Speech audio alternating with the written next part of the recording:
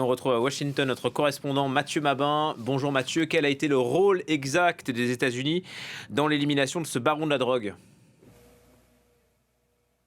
Alors c'est évidemment toute la question, mais avant cela, je vous propose de revenir sur la perception que l'administration Trump et l'opinion ont de cet homme. D'abord, Nemesio Cervantes, alias El Mencho, qui est une véritable célébrité ici aux États-Unis et qui a été l'objet d'un peu tous les fantasmes, il faut le dire.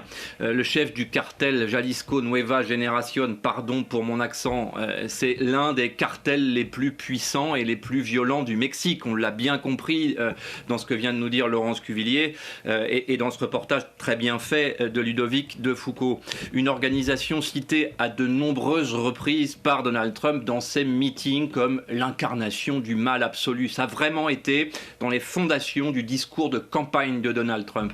Un cartel devenu central donc dans la production et l'exportation du fentanyl vers les États-Unis. On l'a compris, El Mencho était recherché depuis des années par Washington. C'est typiquement ce genre de profil qui a d'ailleurs conduit la CIA et le Pentagone à envisager des frappes de drones directes sur le sol mexicain, avec les réactions diplomatiques mexicaines que l'on connaît. C'est également ce genre de profil qui a convaincu l'administration américaine de classer les cartels organisation terroriste. La mesure n'avait pas laissé indifférent ici, mais au regard de l'arsenal militaire qui se dévoile au moment où nous parlons et qui est aux mains d'une véritable armée du crime, c'est vrai qu'il devient difficile de faire la distinction entre le crime organisé et le terrorisme. En tout cas, c'est vraiment la perception qu'en ont les experts ici. C'est en tout cas ce que nous disent également les officiers d'état-major du Pentagone aujourd'hui. Une prime de plusieurs millions de dollars était offerte pour la capture de El Mencho. L'homme et son organisation sont considérés comme une menace directe, on l'a compris, pour la sécurité américaine et à juste titre. Sur le rôle des États-Unis maintenant, attention, on n'est pas du tout dans un scénario vénézuélien, même si la comparaison est souvent faite. En tout cas, pas encore dans un scénario vénézuélien. Il n'y a pas eu de force spéciale américaine engagée sur le terrain. En tout cas, pas d'opération revendiquée. Ça ne veut pas dire que la coopération entre les États-Unis et le Mexique ne va pas jusqu'à insérer des agents dans les unités spéciales mexicaines, des agents américains. Mais concrètement, ces hommes ne portent pas de drapeau américain sur l'épaule et encore moins d'uniforme. Il n'y a pas eu d'opération militaire américaine au Mexique à proprement parler. En revanche, il y a eu le partage du renseignement, absolument crucial dans ce type de contexte. Il y a l'analyse des communications et les écoutes, absolument fondamentales. Et tout porte à croire que les principaux leaders de cartels qui ont été neutralisés ou qui le seront tués par leur téléphone. Il y a également le suivi des flux financiers transfrontaliers, fondamental, le nerf de la guerre. Et enfin, la coordination entre les agences américaines et les autorités mexicaines. Le schéma est assez classique finalement. Et surtout, c'est un schéma ancien, il ne faut pas l'oublier, mais évidemment, ces dernières 48 heures, ce schéma s'est largement densifié et annonce sans doute la poursuite d'une guerre contre les narcos qui va modifier en profondeur les organigrammes de ces organisations. Ça, c'est vraiment la politique américaine dans le domaine.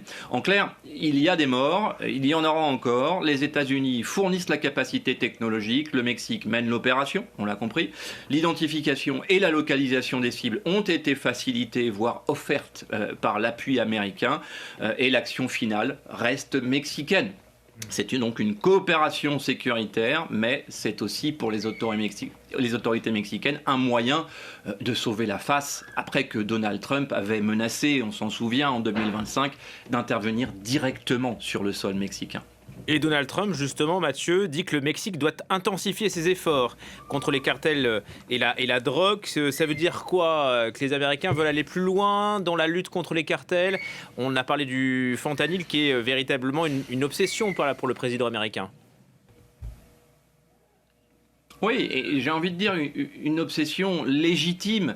Donald Trump, effectivement, a placé le fentanyl au centre de son discours, mais ce n'est pas seulement une posture politique cette fois.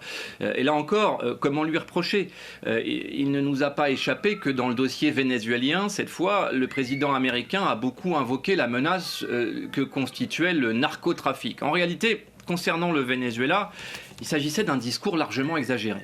Les drogues de synthèse qui ravagent la jeunesse américaine jusqu'à devenir la première cause de mortalité chez les jeunes, 100 000 morts par an, 200 morts par jour, rien qu'avec le fentanyl. Ces drogues de synthèse ne viennent pas du Venezuela, mais bien du Mexique, où elles sont transformées. C'est en tout cas au Mexique que les substances deviennent des drogues consommables. Et ce sont bien les cartels mexicains qui font entrer les substances sur les territoires américains avant qu'elles inondent les rues des grandes agglomérations, les cours de lycée et les universités. Donald Trump parle d'une crise nationale. Et en fait, il a raison. Il lie systématiquement la question du fentanyl à celle de la frontière sud. C'est vrai que ça étaye son discours politique. Et c'est ça qui l'a conduit à la victoire il y a un peu plus d'1 an maintenant. Il accuse les cartels mexicains d'empoisonner l'Amérique, tout simplement. Alors, à Washington, le sujet est devenu stratégique, évidemment. Il ne s'agit plus seulement de narcotrafic. Il s'agit de sécurité nationale, en fait. D'où la qualification d'organisation terroriste. Et la boucle est bouclée. Cette qualification qui ouvre à des outils juridiques beaucoup plus puissants. Cela permet des sanctions élargies. Cela pourrait même justifier des actions encore plus offensives, comme des frappes de drones sur les go-fast au Venezuela. On l'a vu, ces modes d'action existent. Mais on l'a vu également au cours de l'année 2025. Cela pose avec le Mexique un problème diplomatique immédiat. La souveraineté mexicaine reste une ligne rouge. Laurence Cuvillier nous l'a rappelé à l'instant. Donc oui, la volonté d'aller plus loin existe et elle est aussi politique. Si Donald Trump arrive aux prochaines élections de mi-mandat avec des chiffres qui démontrent la baisse de la mortalité de la jeunesse américaine, il pourra légitimement revendiquer un bilan qui aura des effets dans les urnes. Merci beaucoup Mathieu Mabin pour ce commentaire en direct de Washington DC. Les